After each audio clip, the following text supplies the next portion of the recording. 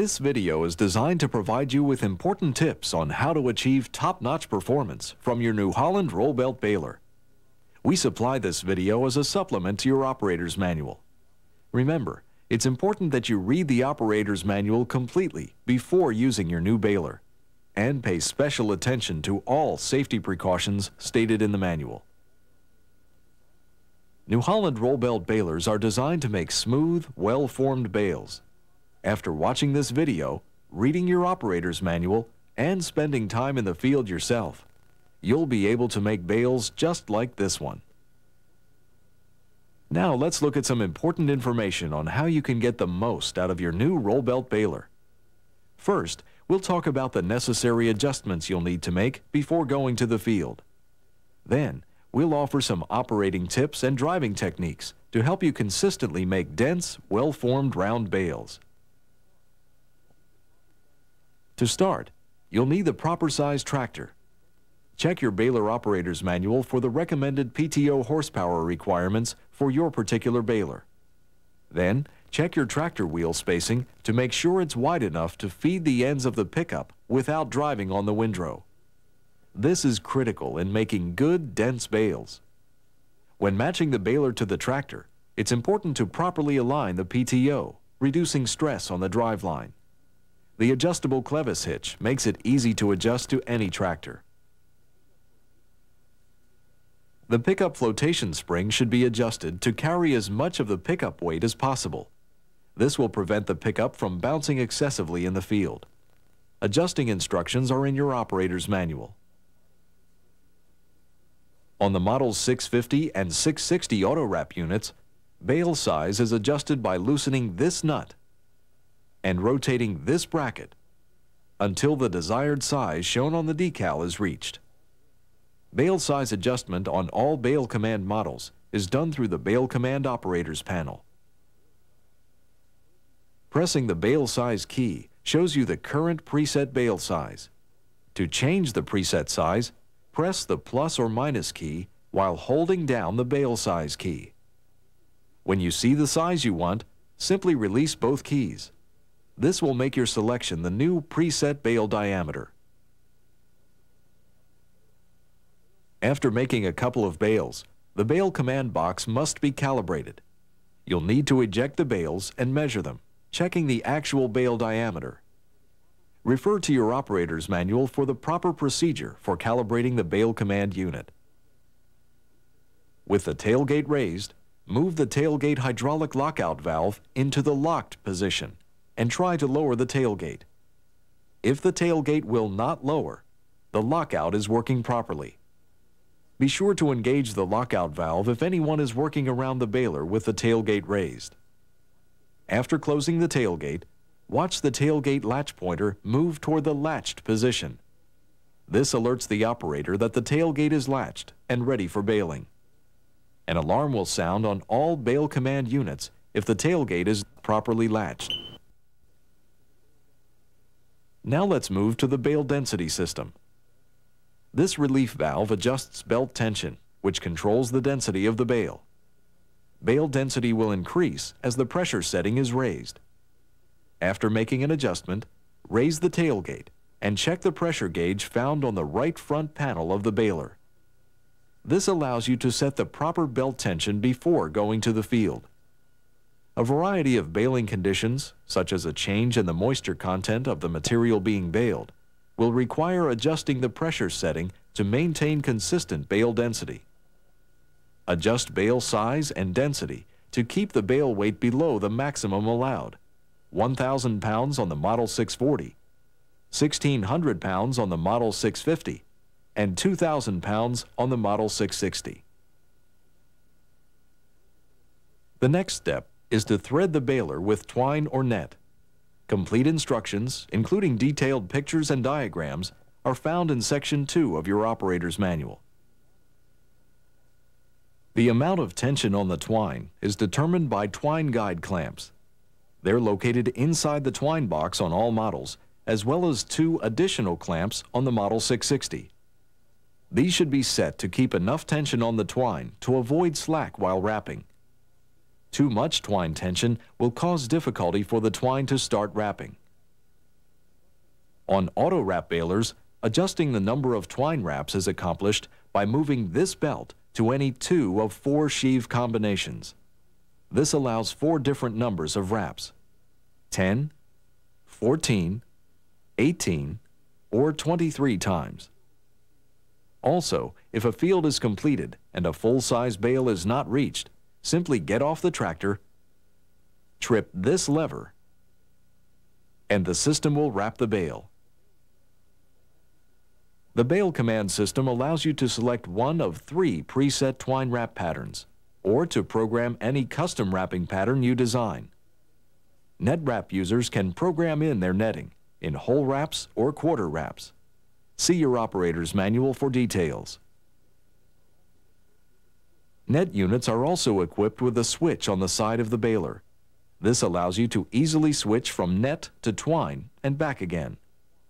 There is room for 2 balls of twine with netting installed, so you can change from one type of wrap to another in seconds. Neither the twine nor the net has to be rethreaded when switching from one to the other. Net wrap balers have a storage compartment on the tailgate to hold an extra roll of netting. Installing a new roll is simple and can easily be done in the field. All belt balers require a break-in period. When starting out your new baler, reduce the maximum diameter of the bale to about 48 inches. Gradually increase the diameter, reaching the desired size somewhere between 20 to 30 bales. The hydraulic pressure on the bale density system is set at approximately 60% of maximum at the factory. This setting should not be exceeded during the break-in period. This will help ensure true tracking of the belts over the life of the baler. During this break-in period, pay close attention to the belts, especially during core formation. If you see movement in the belts, quickly drive to put the windrow on the side of the baler where the belts are moving. After proper break-in of the belts, feeding the baler will be more forgiving, but it's always important to feed each side evenly. This completes the initial preparation of the baler. Now let's go to the field and check the condition of the crop. The crop should be somewhere around 20% moisture content. Too much moisture can cause the crop to spoil in the bales. Too little moisture can cause the crop to become brittle, resulting in excessive losses. For the best baler performance, your cut and conditioned material should be raked into narrow windrows, about 1/2 the width of the pickup.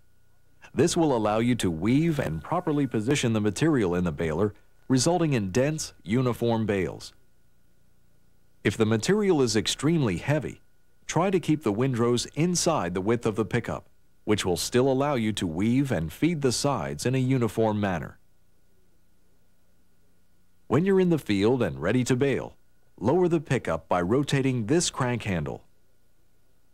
Turn the handle an additional 6 turns after the pickup wheels touch the ground. This allows the pickup to float up and down over the contour of the ground. If your unit is equipped with a hydraulic pickup lift, drop the pickup fully to the ground. Your baler is equipped with one of 2 tying systems, auto wrap or Bale Command. The driving technique is the same for both units, but monitor boxes and tying options are quite different. First, let's discuss the auto wrap system. When starting a new bale, weave from side to side until the pressure begins to increase on the bale density gauge. This will assure a proper core formation. Stop the weaving pattern and concentrate on feeding the material alternately into the sides of the pickup. As the bale size pointer begins to move upward, immediately cross over and feed the other side of the pickup. Keep feeding material until the pointer begins to move again. Continue the crossover pattern of driving until the desired full bale has been made. You'll usually feed each side between 10 to 12 seconds before crossing over. It's important to watch the belts through this entire process. If the belts opposite the side being filled begin to loosen or move, then immediately cross over and fill the other side. Failure to do this may cause the belts to climb over each other or flip. Continue until the bale size reaches the desired diameter and the full bale alarm sounds. Stop the tractor, leave the PTO engaged, and wrapping will begin. When the alarm sounds, the bale is wrapped and the twine has been cut. Use the tractor hydraulics to raise the tailgate fully. The bale will be ejected from the baler and roll clear. After the ejected bale is clear of the baler, close the tailgate completely. With the bale chamber empty and the tailgate fully closed, the full bale indicator and the tailgate latch indicator should both be in the lowermost position. If your unit is equipped with Bale Command, just watch the arrows in this portion of the box. Both arrows will be visible at the beginning of the bale. Again, weave back and forth during the core formation. After the core is formed, the box will beep and only one arrow will be displayed, telling you to feed the side of the pickup that the arrow is pointing to. This again requires crossing over from side to side as the box beeps and the arrow changes. The windrow plus or minus key on the Bale Command box allows you to adjust the frequency of change of the directional arrows. Under normal conditions, set this on 4, which will provide even feeding and result in dense, well-formed bales. As the bale grows, the display will show the diameter of the bale in inches.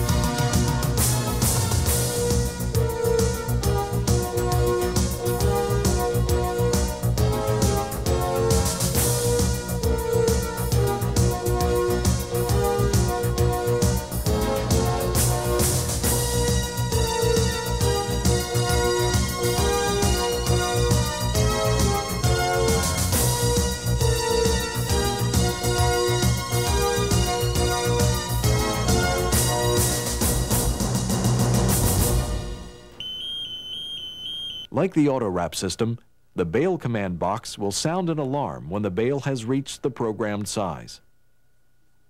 Again, stop your forward motion and allow the baler to wrap the bale and cut the twine or netting. The Bale Command box will beep, signaling you to eject the bale. After the bale has cleared the baler, close the tailgate completely, checking the latch indicator. You will also receive confirmation on the Bale Command display. The Model 660 baler used in this video is equipped with optional endless belts, which require no maintenance. These belts are available both on the Model 660 and the Model 640 Silage Special. Laced belts, however, do require periodic maintenance to assure long life and top performance. New Holland Roll-Belt balers use plastic-covered cables in the lacings. Inspect the cables on a weekly basis. When the plastic wears through to the cable should be removed and new ones installed. Section 4 in your operator's manual provides complete details. Adequate lubrication according to a regular schedule is a vital part of maintaining your new roll-belt baler. To assure a long service life and efficient operation, follow the lubrication schedule found in Section 3 of your operator's manual. Section 4 of your operator's manual covers in detail the maintenance schedule for your baler. Optimum performance and long machine life can be obtained only when your baler is kept in proper adjustment and repair. Again, be sure to read your operator's manual for more detailed information about your new roll-belt baler. Your dealer and all of us here at Ford New Holland want to thank you for buying a roll-belt round baler. We are committed to providing you with the best products and service in the industry. Thanks for choosing Ford New Holland.